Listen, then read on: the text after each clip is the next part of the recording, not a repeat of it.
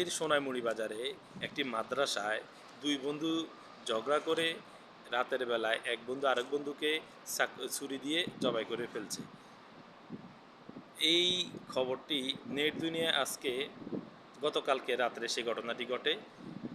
Net দুনিয়ায় আজকে এই খবরটি যেখানে ফেসবুকে দেওয়া হচ্ছে, ইউটিউবে যাওয়া হচ্ছে, শর্ট ভিডিওতে যাওয়া হচ্ছে, এই খবরটি খুবই প্রচার হচ্ছে।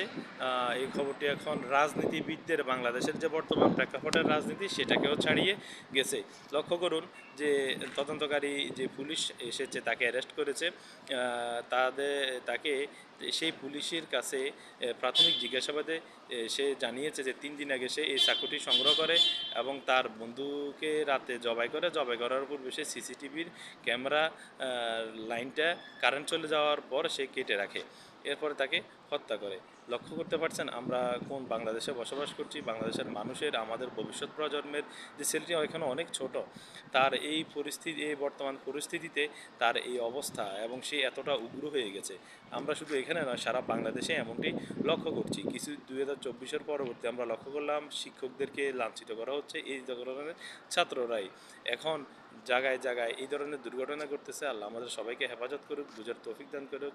আসসালামু আলাইকুম রহমতুল্লাহ।